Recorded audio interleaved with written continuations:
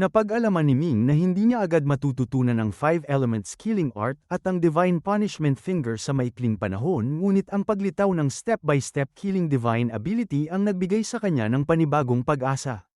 Ang step-by-step killing ay hango mismo sa Heaven Killing Step at ang Heaven Killing Step ay isang eksklusibong teknik ng Immortal Temple na binubuo ng tatlong pundasyong footwork, ang Instant Step, Illusion Step, at Subtle Step. Noong unang panahon ay hindi naging madali para sa ating bida ang pag-aaral ng tatlong ito at marami siyang paghihirap na pinagdaanan. Para sa dating kalagayan ni Ming ay sapat nang magamit ang mga pundasyong footwork na ito kaya hindi niya gaanong pinalalim ang pag-aaral sa Heaven Killing Step at sa bandang huli ay pinagsama lamang niya ang tatlong ito sa simpleng paraan. Kahit ganoon pa man ay labis pa ring nakamamangha ang naging bisa nito at ito ang tumulong sa kanya upang matalo ang maraming malalakas na kalaban. Gayunman kung nais niyang mag-extract ng divine ability mula sa Heaven Killing Step ay tiyak na kailangan niyang magsaliksik ng mas malalim. Sa pagkakataong ito ay buong lakas na pinaandar ang 8-element calculation formation at sunod-sunod na sinuri ang napakaraming nakatagong lalim ng Heaven Killing Step hanggang sa malinaw na nakalantad sa kanyang harapan ang lahat ng detalye. Kung paano dapat pagsamahin ang mga footwork upang maging pinakamalakas ang bisa kung anong uri ng kombinasyon ang dapat gamitin sa bawat kalagayan, lahat ng ito ay tumpak na kinakalkula ng 8-element calculation formation. Pagkatapos ay ginamit naman ng formation ang Chaos Calculation Scriptures Talisman at Array Divine Ability upang mabilis na mag-ukit ng mga divine restriction. Walang kapantay ang kakayahan ng 8-element calculation formation sa pagkalkula at agad na nalikha ang unang restriction, sumunod ang ikalawa, at hindi nagtagal ay nalampasan na nito ang 1,000 restriction at pumasok sa antas ng mid-thousand restriction. Pagkatapos ng 2 mid-thousand restriction at 3 mid-thousand restriction, sa loob lamang ng 2 araw ay umabot na sa 360 antas ang restriction ng Heaven Killing Step. Ang Divine Restriction na ito ang siyang bumubuo sa step-by-step killing divine ability at sa kalooban nito ay may isang masalimuot at eksaktong sistema na kapag pinakilos ay may nakatakdang pamamaraan kung paano gagalaw ang soul force ni Ming. Kung paano gagana ang kanyang astral energy, at kung paano makikipag-ugnayan ang kanyang mga kilos. Dahil dito ay agad na nakakagawa si Ming ng pinakamahusay na reaksyon sa isang kisap mata, at ang epekto ng reaksyong ito ay kadalasang nakamamangha at iyan ang tinatawag ng lahat na divine ability. Sinubukan ni Ming ang ability at pinakilos ang step-by-step killing divine restriction. Sa isang saglit ay nahati ang kanyang anyo sa 48 anino na kumalat sa iba't ibang direksyon, at ang bawat anino ay may bahid ng katotohanan at may kakayahang pumatay ng kalaban. Pagkatapos ay humakbang siya ng isang beses at ang lahat ng anino ay agad na nagsama-sama at nawala sa paningin. Ang dahilan nito ay labis na napakabilis ng kanyang paggalaw, at ang bawat hakbang ay tumatama sa pagitan ng mga puwang ng espasyo kaya hindi siya makita ng kalaban. Sa sumunod na sandali ay lumutang ang anyo ni Ming na ang mukha ay puno ng pagkabigla at sinabi niya kay Beiming na hindi pala mahirap ang mag-extract ng divine ability. Ang akala niya noon ay susubukan lamang ito ngunit hindi niya inaasahang agad itong magtatagumpay. Ipinaliwanag ni Beiming na ang kanyang master ay may 8-element calculation formation na isinama pa sa Chaos Calculation Scripture, kaya kahit si Xiantian ay hindi maitutulad sa kanya. Ang dahilan kung bakit nakakapag-extract ng divine ability ang mga martial saint ay dahil taglay nila ang isang nascent soul na nagbibigay ng higit na karunungan at matinding kakayahan sa pagkalkula. Ngunit ang 8-element calculation formation ng kanyang master ay mas makapangyarihan kaysa sa nascent soul, kaya wala talagang kahirapan ang pag-extract ng divine ability. Napangiti si Ming at sinabing kung gayon ay maaari siyang magpatuloy sa pag-extract ng marami pang divine ability sa hinaharap, at natural na sumang-ayon si Beiming. Matapos nito ay hindi na nagpatuloy si Ming sa pagsasanay at sa halip ay naghanda ng tumungo sa Eternal Divine Mountain, dahil kinabukasan nagaganapin ang Myriad Gods Assembly. Ang Eternal Divine Mountain ay nasa loob ng teritoryo ng White Tiger Imperial Dynasty at may malawak na nasasakupan at sa ordinaryong araw ay walang nangangahas na pumasok dito. Ngunit ngayong araw ng Myriad Gods Assembly ay dumagsa ang mga kinatawan mula sa 4 Great Divine Lands, 5 Imperial Dynasties, pati na ang mga Holy Lands at mga dakilang sect, kaya binuksan ng malawak ang gate ng bundok at malugod na tinanggap ang mga panauhin. Dumating si Ming sa pagkakataong ito gamit ang kanyang tunay na mukha. At ang kanyang ipinakilalang pagkakakilanlan ay isang estudyante ng Qinglong Academy. Siyempre kasama niya si Xiao Qiang at dapat sana ay naroon din si Ruzu, ngunit ito ay nagtungo sa liblib na lugar upang magsagawa ng lihim na pagsasanay at hindi pa bumabalik kaya si Xiao Qiang lamang ang sumama sa kanya. Lubhang naiiba sa inaasahan ang gate ng Eternal Divine Mountain dahil hindi ito mataas o grande kundi isang luma at mababang batong pintuan lamang. Pagkaraan sa hindi gaanong kahangahangang batong pintuang ito ay matatagpuan ang isang paliko-liko at makipot na landas na paakyat hanggang sa tuktok ng bundok. Patuloy ang pagdating ng mga tao sa harap ng gate, nagbabatian at isa-isang umaakyat sa baitang. Bagamat bawat isa ay may kakayahang lumipad at tumawid sa mundo, walang sino man ang gumamit ng gayong kapangyarihan dahil ang paglalakad paakyat ay isang pagpapakita ng paggalang sa Eternal Divine Mountain. Mapapansin na karamihan sa mga dumalo ay mga kabataan at si Ming na nasa ganoong edad ay maituturing ng mas matanda kumpara sa kanila sapagkat ang mas marami ay wala pang 20 taong gulang. Bakas sa kanilang mga mukha ang pag-asa at kaba at nanalangin sila na magamit ang pagkakataong ito upang makapasok sa Eternal Divine Mountain nang sa gayon ay makagawa ng isang pambihirang pag-angat at tuluyang mabago ang kanilang kapalaran. Ayon sa isang binata narinig niyang ang bawat isa sa 4 Great Divine Lands ay kukuha ng 12 disciples, kaya 48 kabuuan ang matatanggap. Sumagot naman ng isa pa na noong mga nakaraang taon ay tuwirang kumukuha ang Divine Lands ng mga disciples mula sa mga sect at Holy Lands. Kaya ang ganitong hayagang pagtanggap mula sa lahat ng henyo sa buong Tianyuan Continent ang kauna-unahang pagkakataon. Narinig din mula sa isa na tiyak na magiging napakatindi ang kompetisyon at hindi nila alam kung magtatagumpay sila. Ngunit sinabi nitong anuman ang mangyari ay gagawin nila ang lahat ng kanilang makakaya. Samantalang ang iba ay puno ng kaba ay si Ming naman ay tila naglalakad lamang sa sariling bakuran may ngiti sa labi at mahinahong humahakbang paitaas. Makalipas ang ilang bahagi ay tumigil siya at lumingon sa likuran saka sinabi kay Xiao Qiang na maaaring hindi na dumating ang kanilang master. Ipinagbigay alam na pala ni Ming kay Yi Xiantian ang tungkol sa Myriad Gods Assembly dahil ang isang tulad ni Yi Xiantian ay tiyak na dadalo sa ganitong uri ng pagtitipon. Kanina pa naghihintay si Ming sa harap ng gate ngunit hindi pa niya nakikita ang master. Nag-aalinlangan si Xiao Qiang subalit bigla itong naputol at itinuro ang ibaba ng bundok habang nakangiti at sinabing dumating na ito. Tiningnang mabuti ni Ming at nakita niya si Xiantian na magkasabay na umaakyat kasama ang isang matandang may puting balbas. Ang mukha ng matanda ay parang bata, puti ang buhok, at nakasuot ng tagpi-tagping damit, isang mukhang hindi pamilyar. Agad na nagmamadaling bumaba si Ming upang salubungin sila at mula sa malayo ay yumuko na at binati ang master. Napakaganda ng kalooban ni Xiantian at tumatawang sinabi nitong hindi na kailangan ang formal na pagbati. Ipinakilala niya si Chan Master Xianyun isang matandang monghe ng Chan sect ng Buddhism na may pambihirang karunungan at kakayahan. Ayon kay Xiantian kamakailan lamang niya ito nakilala habang naglalakbay sa Beyond Heaven at mula noon ay naging matalik na silang magkaibigan. Si Chan Master Xianyun ay dalubhasa sa sining ng panghuhula at prediksyon at isang pambihirang talentado na tao. Bahagyang ngumiti ang matandang Chan Master at sinabing ang bata ay may mabuting talento. Nagmamadaling nagbigay galang si Ming at nagpakilala bilang si Yeming at bumati sa Chan Master.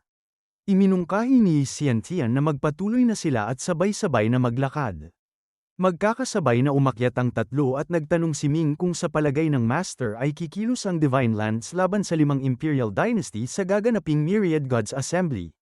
Sumagot si Xiantian na malamang ay pipigilan lamang sila. Ipinaliwanag niyang nasa kritikal na panahon ang Tianyuan Continent at hindi gagawa ng direktang aksyon ang 4 Great Divine Lands sa ganitong pagkakataon.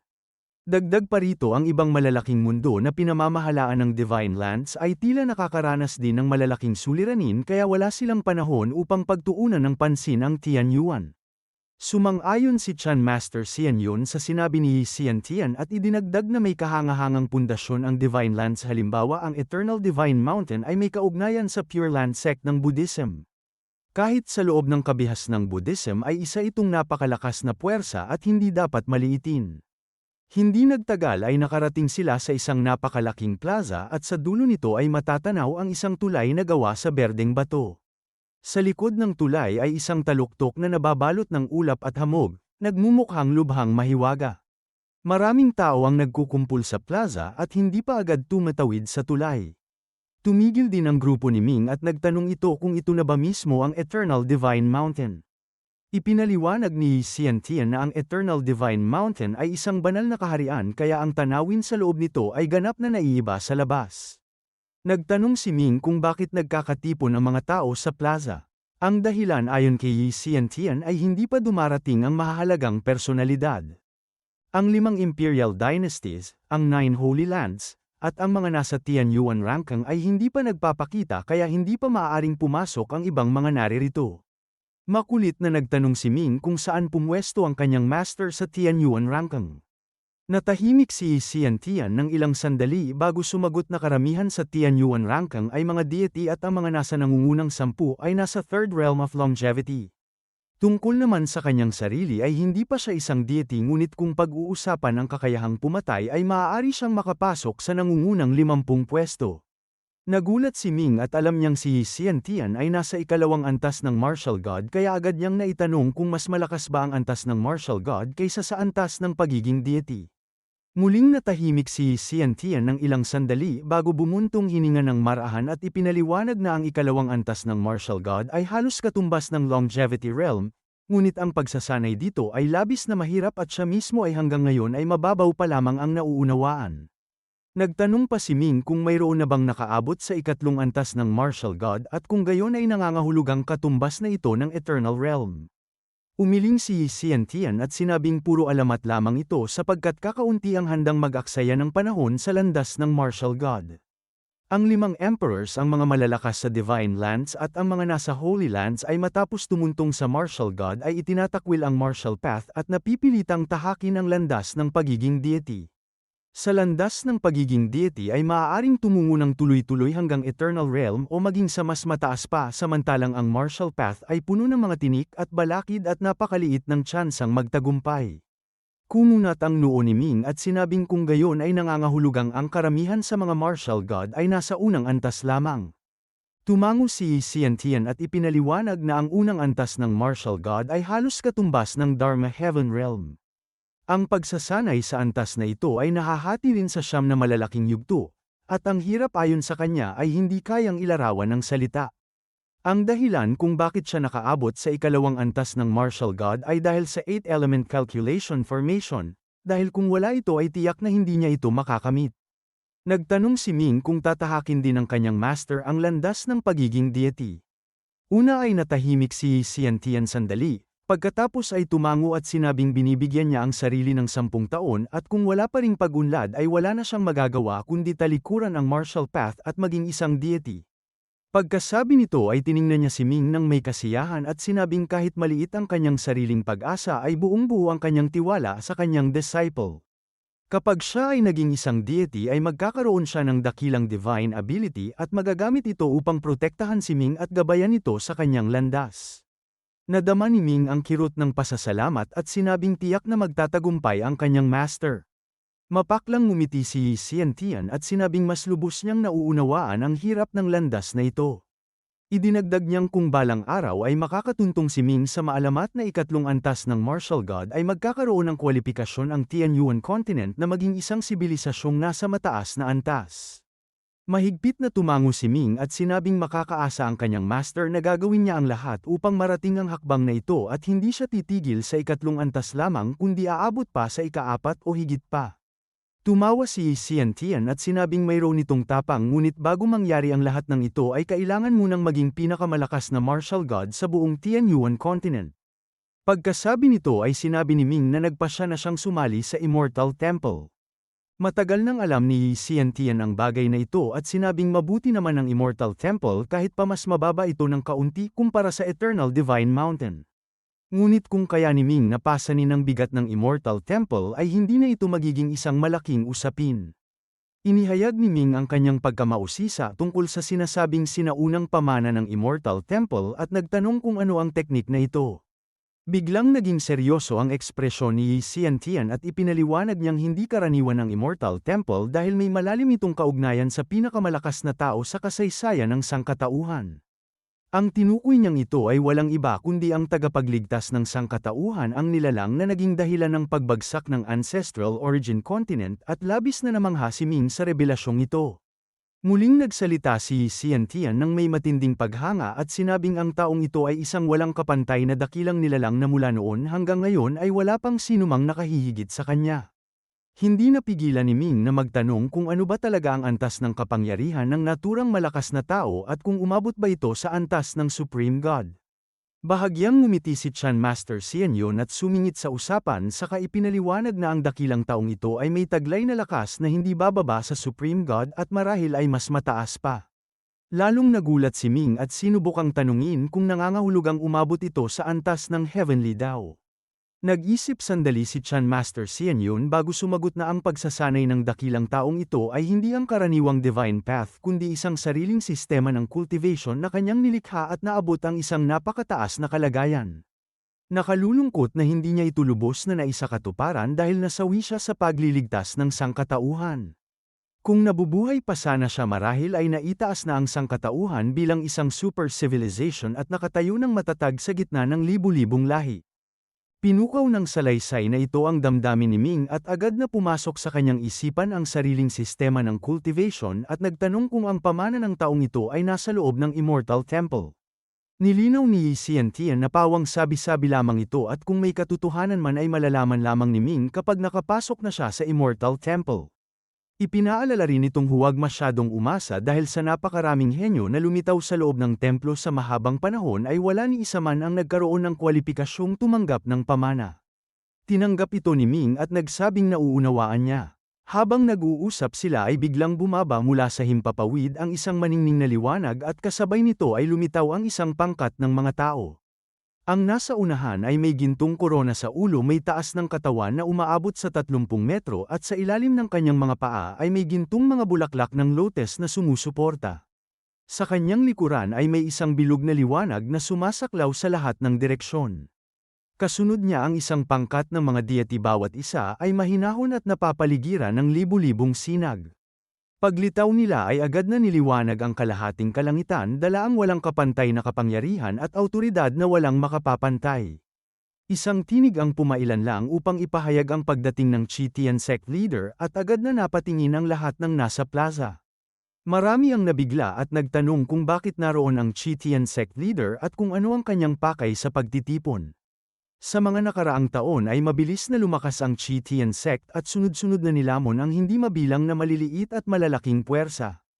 Halos kalahati ng mga nasa Tianyuan ranking ay sumapi na sa Chi-Tian sect, kaya masasabing bukod sa 5 imperial dynasties at 4 great divine lands, ang Chi-Tian sect ang pinakamakapangyarihang puwersa.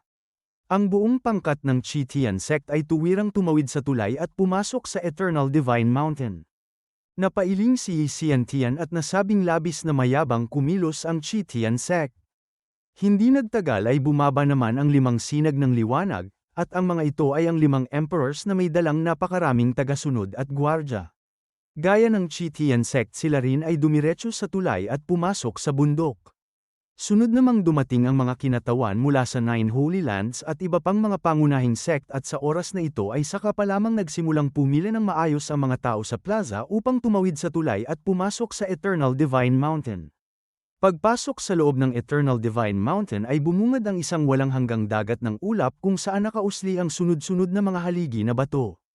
Ang mga haligi na ito ay may iba't ibang kapal at taas at walang partikular na ayos ang pagkakalagay. Sa gitna ng mga haligi na ito ay isang tila malabong taluktok at sa ibabaw nito ay matatanaw ang mga palasyo at gusali na napapalibutan ng sinaunang kagubatan. Mula sa taluktok ay bumuhos ang isang pakiramdam ng kawalang hanggan, kaya kahit ang Chi-Tian sect leader at ang 5 emperors ay hindi madaling mangahas na tumungo roon. Ang Chi-Tian sect leader at ang kanyang grupo ang unang dumating at agad nilang pinili ang pinakamataas na haligi. Ang tuktok nito ay may sukat na halos 300 metro ang lawak at doon naupo ang lahat ng kasamahan niya. Ang 5 emperors ay pumili naman ng kani-kanilang haligi na bahagyang mas maliit kaysa sa sinakop ng Chi-Tian sect.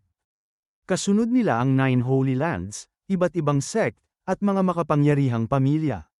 Kitang-kita na ang malalaking puwersa ay pumipili ng matataas na haligi, samantalang ang maliliit na grupo ay sumisiksik sa mas mabababang haligi. Para naman kay Ming at sa kanyang mga kasama ay tumigil na lamang sila sa isang lugar sa labas na hindi naman mahigpit ang pangangailangan. Nang halos nakapwesto na ang lahat ay biglang umalingawngaw ang ingay ng mga alon at gumalaw ang ginintoang liwanag sa ilalim ng kanilang mga paa. Nang mawala ang ulap ay natagpuan nila ang kanilang mga sarili na nakatuntong sa isang ginintoang karagatan at sa gitna nito ay isang malabong kristal na palasyo na papalitaw-palitaw. Agad na nakilala ito ng mga tao at nagimbal at sabay-sabay na binanggit ang pangalan ng Origin Divine Sea at ang Crystal Palace. Nagmasid si Ming at nakita niyang puno ng banal na liwanag ang buong paligid at hindi na mabilang ang mga deity na dumating tunay na karapat-dapat sa pangalang Myriad Gods Assembly. Hindi niya napigil ang itanong sa kanyang master kung bakit maging ang Origin Divine Sea ay lumitaw din sa lugar na ito. Ipinaliwanag ni Xiantian na ang Origin Divine Sea ay may kakayahang gumalaw at sa pagkakataong ito ay pumasok ito sa Eternal Divine Mountain. Biglang naintindihan ni Ming ang lahat at sinabing noon niya naunawaan kung bakit may nagsasabing sa Origin Divine Sea gaganapin ng pagpupulong ngunit ang mga panauhin ay inanyayahan sa Eternal Divine Mountain. Batay sa kanyang obserbasyon malalim ang ugnayan ng Four Great Divine Lands at kaya nilang kumilos ng may pagkakaisa. Mula sa kalangitan ay may 4 na dakilang anyong anino ang bumaba at ang bawat isa ay may matinding presensya na nagdulot ng hirap sa paghinga at matinding panginginig ng kaluluwa ng lahat ng naruroon. Tanging ang 5 emperors at ang Chi-Tian sect leader lamang ang nanatiling kalmado habang ang iba ay kitang-kita ang pagbabago ng ekspresyon sa mukha. Malinaw na nadama ni Ming ang kapangyarihan ng 4 na anyong ito at para sa kanya ang mga ito ang sumasakatawan sa langit, lupa, at sa lahat ng nilalang. Sa harap nila ay wala siyang anumang pag-iisip na lumaban, bagkus ay halos mapaluhod sa pagsamba. Mabuti na lamang at matatag ang kanyang kalooban kaya naiwasan niya ang mapahiya. Lihim na nagtanong si Ming sa kanyang master kung ang 4 na anyong ito ay ang mga divine ruler ng divine lands. Bahagyang kumunat ang noo ni Xiantian at may kititing na hindi pagkagusto sa 4 na anyo at sinabing sila nga ito. Idinagdag niyang ang mga divine ruler ng divine lands ay hindi ordinaryong mga nilalang at pawang nasa itaas ng 6th realm of longevity ang kanilang kapangyarihan. Nayanig ang kalooban ni Ming sa impormasyong ito at nasabi niyang hindi katakatakang ganoon na lamang hindi ang kanilang aura. Habang nag-uusap si Ming at Master Yi tungkol sa divine rulers ay biglang tumawa ang isa sa mga anyong anino at nagpahayag ng pasasalamat sa pagdalo ng lahat sa Myriad Gods Assembly. Agad na pumailan lang ang isang napakalakas na awit ng papuri mula sa karamihan isang eksena ng pagdakila na nagpayanig sa pandinig ni Ming at halos magpatining ng kanyang mga tainga. Nang tumahimik ang lahat ay nagpatuloy ang anyong ito at ipinakilala ang sarili bilang ang divine ruler ng Origin Divine Sea na siyang mamumuno sa araw na ito. Napaluhod at nagbigay galang ang hindi mabilang na tao at puno ng debosyon na bumati sa divine ruler. Marahang tumango ang divine ruler ng Origin Divine Sea at sa isang kumpas ng kamay ay nagpadala ng 300 token na lumapag sa iba't ibang haligi at tinanggap ng sari-saring mga puwersa. Kay Xiantian ay lumapag ang isa sa mga token na ito at kitang-kita ang matandang hitsura nito na may nakaukit na kakaibang pattern. Agad itong nakilala ni Xiantian at puno ng pagkamangha na sinabing ito ang token ng Path to Godhood. Nang mapansin ito ni Ming ay agad niyang naalala na nakakuha na siya noon ng parehong token mula kay Bayon ng Origin Divine Sea at ang mismong Divine Ruler pa ang nagkakaloob nito ngayon patunay na napakahalaga ng bagay na ito. Pakibasa ng chapter 560 kung gusto niyong matandaan ang tungkol kay Bayon at sa token. Ipinaliwanag ng Divine Ruler ng Origin Divine Sea na malapit nang magbukas ang Path to Godhood at hinimok ang lahat na pagigihan pa ang kanilang pagsisikap. Ang mga nakatanggap ng token ay nagpahayag ng matinding pasasalamat at maging si Xiantian ay yumuko bilang pagpapakita ng utang na loob. Palihim na nagtanong si Ming kung talaga bang napakahirap makuha ang token ng Path to Godhood at mariing tumango si Xiantian at sinabing kahit gaano karaming pera ay hindi ito kayang bilhin. Ikinwento niya ang nangyari noon sa Sword Pool na muntik nang makipagdigma sa True Dragon Holy Land dahil lamang sa isang token. Nagtanong pa si Ming kung tiyak bang makakamit ng isang tao ang pagka-divine sa loob ng Path to Godhood. Ipinaliwanag ni Xiantian na hindi lahat ay tiyak na magtatagumpay ngunit sa loob nito ay naruroon ang mga iniwang karanasan sa pagsasanay ng hindi mabilang na mga dakilang nilalang mula sa nakaraan kaya napakahalaga nito. Sino mang makapasok doon at hindi gaanong kamalas ay malamang na walang magiging problema sa pagkamit ng pagka-divine. Sa sandaling ito ay nagpatuloy na nagsalita ang Divine Ruler ng Origin Divine Sea at ipinahayag ang pangunahing layunin ng Myriad Gods Assembly sa araw na ito. Ang magkaloob ng divine titles sa isang bagong pangkat ng mga deity upang maging mga lokal na deity tulad ng Earth Gods, Mountain Gods, at Water Gods at ang sinumang may interes ay pinapalapit. Bago pa man tuluyang matapos ang mga salita ay hindi mabilang na sinag ng liwanag ang pumailan lang at mahigit 1,000 individual ang nagpakita magalang na lumuhod sa ere. Labis na namangha ang lahat nang makita ang tagpong ito at nagtanong kung talagang ganoon na lamang karami ang deity sa daigdig. Pati si Ming ay nagulat at nagtanong sa kanyang master kung saan nanggaling ang mga taong ito at bakit hindi niya sila nakita dati. Ipinaliwanag ni Xiantian na karamihan sa kanila ay mga nagsasarili na practitioner at mga wild gods, may taglay na banal na kapangyarihan ngunit hindi pa nabibigyan ng divine titles kaya limitado ang kanilang pagkilos. Marami sa kanila ay nagtatago ng pagkakakilanlan at sama-sama sa iba't ibang puwersa. Ngayong natanggap na nila ang ganitong pagkakataon, natural na lumabas silang lahat. Nag-usisa pa si Ming kung ano ang pakinabang ng pagiging isang mountain god o water god.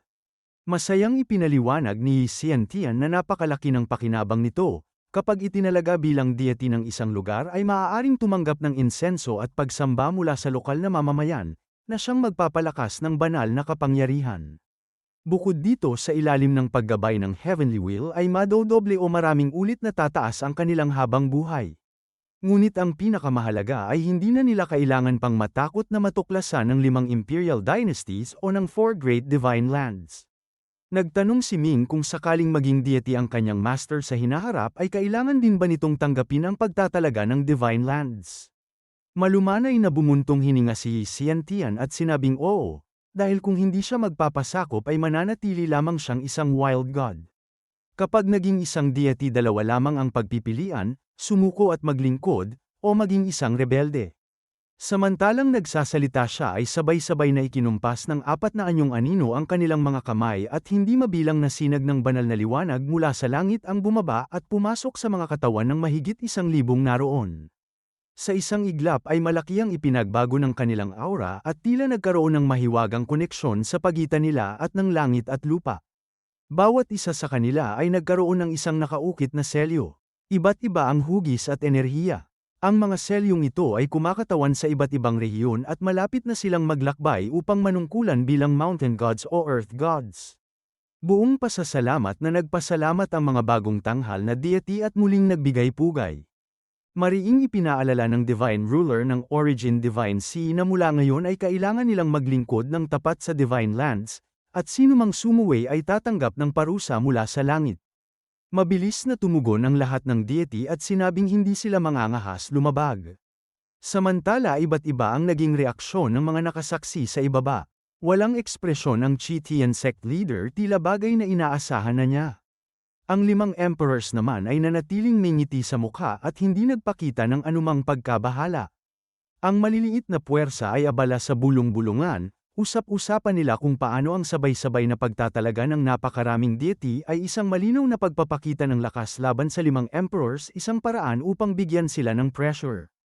Pinag-uusapan din nila kung paano mapapamahalaan ng 5 dynasties ang mga teritoryo kung ang mga lokal na deity na ito ang makikinig sa mga tao, at ang pinakamahalaga ay kung magtatayo ang mga deity na ito ng sarili nilang divine kingdom at mag-ipon ng mananampalataya. Ano na lamang ang mangyayari sa 5 emperors. Hindi pa man tuluyang humuhupa ang usapan ay lumitaw ang 4 na pintuan ng liwanag. Sa bawat isa ay may nakasulat na pangalan, Eternal, Tungtian, Origin, at Immortal, na kumakatawan sa bawat isa sa 4 great divine lands. Muling nagsalita ang Divine Ruler ng Origin Divine Sea at ipinaalam na ang 4 great divine lands ay magbubukas ng pagkakataon sa mga bayani ng mundo at sinumang may tiwala sa sarili ay maaaring subukang pumasok. Ang sinumang matagumpay na makalampas sa pintuan ng liwanag ay magiging isang opisyal na tagapagmana ng Divine Land. Pagkasabi nito ay kumulo ang ibaba ng haligi at dagsa ang hindi mabilang na mga batang may talento mula sa iba't ibang lugar patungo sa 4 na pintuan. Sa kabila ng kaguluhan, hiwalay si Ming at mahinahong nanatili sa kanyang kinalalagyan, pinagmamasdan ang kahihinatnan ng iba.